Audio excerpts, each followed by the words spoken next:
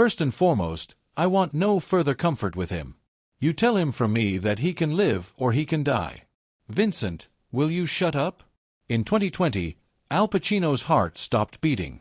Paramedics brought him back, but something changed forever. At 84, the man who gave us The Godfather lives a life no one expected, broke after losing $50 million, doing movies he hates to survive, and becoming a dad at 83 with a girlfriend young enough to be his granddaughter. From DNA test drama to his dark beliefs about death, here's why Hollywood's greatest actor is now its loneliest. Al Pacino was born on April 25, 1940, in East Harlem, New York City. His parents, Rosa Girardi and Salvatore Pacino, were Sicilian immigrants trying to build a life in America. Their marriage didn't last long. When Pacino was just 2 years old, his father left for California to work as an insurance salesman. That left Pacino's mother to raise him alone in the South Bronx with the help of his grandparents, Kate and James Girardi. They had come from Corleone, Sicily, a town that would later become famous because of The Godfather. Life in the Bronx during the 1940s and 1950s was tough. His family struggled with money, and his father's absence created a gap that never really closed. But his mother gave him something that would shape his future.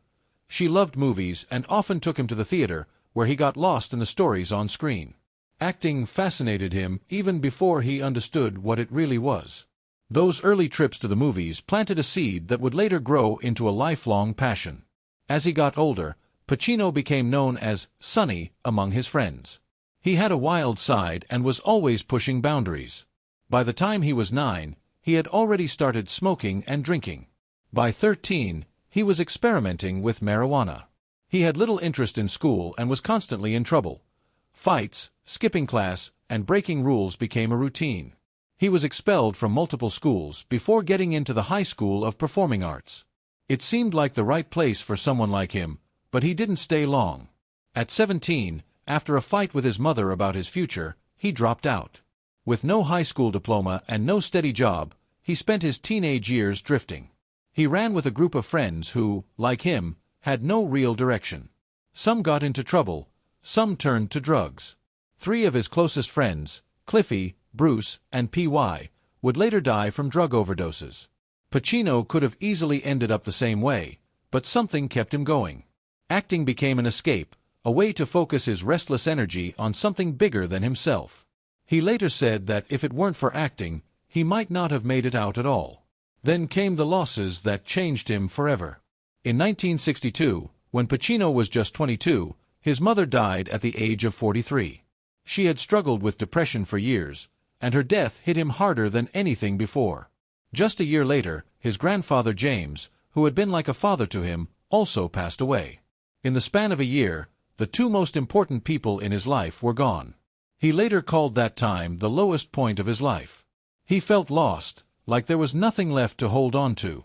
Many years later, in his memoir Sonny Boy, named after the nickname his mother gave him, he wrote about his pain. "If I am lucky enough, perhaps I'll reunite with my mother there. All I want is the chance to walk up to her and simply say, 'Hey, Ma, see what happened to me.'" After losing his mother and grandfather, Pacino threw himself into acting. It wasn't easy. He took any job he could find, janitor, busboy, messenger, postal clerk, just to pay for acting classes. He studied at HB Studio in Greenwich Village, where he met Charlie Lawton, an acting teacher who would become one of his closest mentors. But money was always a problem. There were nights when he had nowhere to go. He slept on friends' couches, sometimes even in theaters when he had nowhere else to stay. During the early 1960s, he was so broke that he had to sleep on the streets while taking whatever small roles he could find in underground theater productions. Al Pacino's career took a major turn in 1968 when he starred in The Indian Wants the Bronx, an off-Broadway play written by Israel Horowitz. It premiered on January 17th at the Astor Place Theater in New York City and ran for 177 performances. His portrayal of Muff had a raw energy that felt dangerous yet strangely human. He wasn't just playing a violent troublemaker, he was showing the layers beneath the aggression. Critics took notice, and so did the industry. He won the Obie Award for Best Actor. His co-star, John Cazale, won Best Supporting Actor, and Horowitz received one for Best New Play. Something even more important happened behind the scenes. The Indian Wants the Bronx was staged alongside another Horowitz play called The Sugar Plum, starring Jill Clayburgh, who was Pacino's romantic partner at the time. Through this production, Pacino met Martin Bregman, a man who would change his life. Bregman saw something special in him and became his manager. He would later help Pacino land some of his most iconic roles in The Godfather, Serpico, and Dog Day Afternoon. Pacino later said that without Bregman, his career might not have happened the way it did. Just a year later, Pacino made his Broadway debut in Does a Tiger Wear a Necktie? The play, written by Don Peterson, opened at the Belasco Theater in 1969. It told the story of teenage drug addicts in a rehabilitation center, tackling themes of addiction and redemption. Pacino played Bickham, a troubled young addict with a tough exterior hiding deep emotional wounds. The production only ran for 39 performances after 9 previews, but it left a lasting impact. Jack Kroll from Newsweek called him a hood with a poetic soul. Variety named him the most promising new Broadway actor. At just 29, he won the Tony Award for Best Featured Actor in a Play. That moment changed everything. Pacino's ability to bring so much depth to his roles came from years of training. He had studied under Lee Strasberg at the Actors Studio in New York City, one of the most respected acting schools in the world. Strasberg was a master of method acting, teaching actors to tap into their own emotions to create realistic performances. Pacino later said that training with Strasberg gave him the confidence to pursue acting full-time. Al Pacino's journey to playing Michael Corleone in The Godfather wasn't just difficult, it was a battle. Today, his performance is legendary, but back in 1972, the idea of casting him nearly derailed the entire production. Paramount Pictures wanted a bankable star, someone like Jack Nicholson, Warren Beatty, Robert Redford, or Ryan O'Neal. Pacino, at the time, was barely known.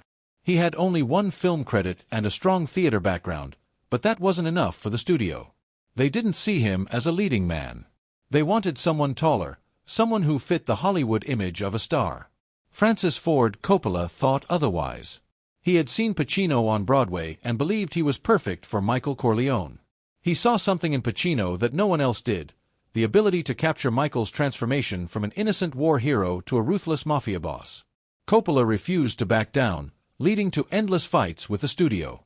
At one point, Paramount tested James Caan for the role of Michael and gave Coppola an ultimatum. Pacino could stay, but only if Caan played Sonny Corleone. Even after filming started, the studio still wasn't convinced. They watched early footage of Pacino's performance and wanted him gone. Coppola knew he had to prove Pacino's worth, and fast. He decided to film the restaurant assassination scene earlier than planned. It was a pivotal moment, Michael's first real step into the mafia world. When the Paramount executive saw it, everything changed. Years later, Pacino took on another controversial role in HBO's Paterno, a 2018 film about the Penn State child abuse scandal. It focused on a crucial 2-week period in 2011 when Joe Paterno, a football legend with over 400 career wins, saw his reputation destroyed. His former assistant, Jerry Sandusky, had been arrested for sexually abusing young boys and was later sentenced to 30 to 60 years in prison. The film raised one haunting question: how much did Paterno know? Pacino's performance captured a man torn between his football empire and the growing scandal. In one scene, Paterno recalls a 2001 report from an assistant coach who had seen Sandusky molesting a boy in a team shower. Paterno informed university officials but never followed up, a decision that overshadowed everything he had built. Critics praised Pacino for showing Paterno's internal conflict, but the film itself left audiences divided. Some saw Paterno as a scapegoat, while others believed he had turned a blind eye.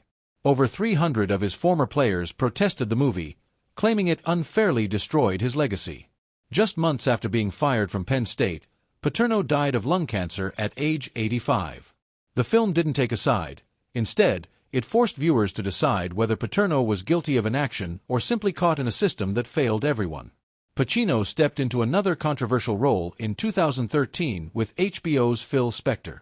The film explored the life of the legendary music producer known for revolutionizing sound in the 1960s and for his bizarre personal life. In 2003, Spector was accused of murdering actress Lana Clarkson at his mansion.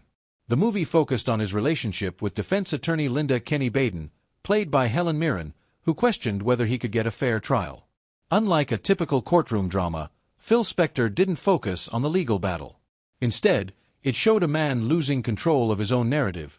Was he a misunderstood genius, or was he exactly what the world believed? The film never gave a clear answer, leaving audiences as conflicted as they were when the case first made headlines. Off-screen, Pacino faced his own real-life drama. In 2011, he discovered he had lost $50 million. His longtime accountant, Kenneth Starr, had been running a Ponzi scheme. Pacino, who had spent decades earning millions per film, was nearly wiped out overnight. Starr had built a reputation as a trusted financial advisor managing money for Hollywood's biggest stars, but behind the scenes, he had been stealing from them. When the scheme collapsed, he was arrested and sentenced to 7 years in prison. Pacino returned from an expensive European vacation only to learn the money was gone. In his memoir Sonny Boy, he described the moment he realized the full extent of the betrayal. "I had $50 million, and then I had nothing." To recover, Pacino took on unexpected projects. He starred in Jack and Jill, a film he later admitted he only did for the paycheck. He took speaking engagements and even appeared in commercials. He called that time a crazy montage of loss, but in the end, it taught him resilience. Even at the top of Hollywood, no one is untouchable. Al Pacino has never been just an actor. He has always been a storyteller, someone who looks for meaning in the roles he plays and the projects he takes on. His passion for acting goes beyond performing. He wants to understand the craft, break it down, and share it with others. That drive led him to step behind the camera. His first major project as a director was Looking for Richard in 1996. This was not a traditional film. It was a documentary, a performance, and a personal journey all in one. Pacino wanted to show why Shakespeare still matters. He chose Richard III, a play about power and ambition, and set out to prove that its themes still resonate. The film moves between different styles. There are dramatized scenes from Richard III with actors like Alec Baldwin, Winona Ryder, and Kevin Spacey. There are interviews with scholars and actors, including Kenneth Branagh and Vanessa Redgrave. The film was a success. It won the Directors Guild of America Award for Outstanding Directorial Achievement in a Documentary in 1997. Critics praised it for making Shakespeare accessible and engaging. Peter Travers described it as a great adventure and outrageous fun. 4 years later, in 2000, he directed Chinese Coffee. This was a completely different kind of project. It was not about history or literature. It was about two men sitting in a room, talking. The film was adapted from a play by Ira Lewis, and Pacino had performed it on stage in 1992. The story follows Harry Levine, a struggling writer played by Pacino, and Jake Mannheim, a photographer played by Jerry Orbach. Set in 1982 in Greenwich Village, it takes place over a single night as the two friends have a long and intense conversation. It premiered at the Telluride Film Festival in 2000 and was later screened at the Tribeca Film Festival. It did not reach a wide audience, but those who saw it appreciated its honesty. It was eventually released on DVD in 2007 as part of a box set titled Pacino, an actor's vision, giving more people the chance to see this hidden gem. Beyond directing, Pacino has spent years shaping the next generation of actors. Since 2000, he has been co-president of the Actors Studio along with Ellen Burstyn and Harvey Keitel. This is not just any acting school, it is the place where some of the greatest actors in history trained. Pacino himself studied there under legends like Lee Strasberg and Charlie Lawton. He has always said that the studio changed his life. Now, he helps it do the same for others. For Pacino, the Actors Studio is a place where actors can take risks. It is not about fame or success. It is about pushing yourself, about learning without fear. Many of Hollywood's greatest talents, including James Dean, Marilyn Monroe, Paul Newman, and Jack Nicholson, came from this school. Pacino continues to guide young actors through workshops and discussions. He does not just teach technique.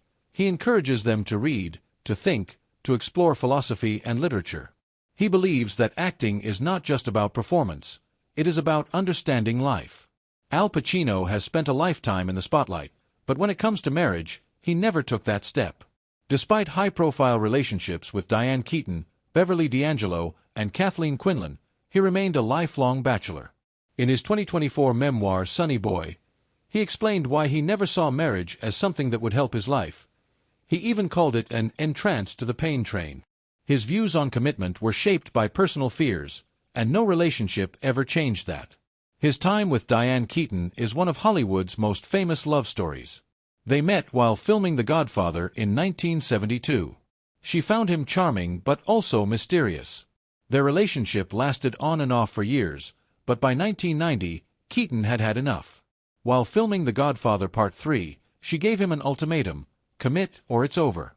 Pacino refused, and she walked away. Though he never married, fatherhood became an important part of his life. In June 2023, at the age of 83, he welcomed his fourth child, a son named Roman, with 29-year-old Noor Alfallah. The news shocked many, especially after reports surfaced that Pacino requested a paternity test. He simply didn't believe he could still have children. When the results confirmed Roman was his, he embraced fatherhood again. Even after separating from Alfallah, he remained involved. He connects with Roman through video calls, and the two even play harmonica together. At 84, Pacino is still working. In 2021, he starred in House of Gucci, and his upcoming projects prove he has no plans to slow down.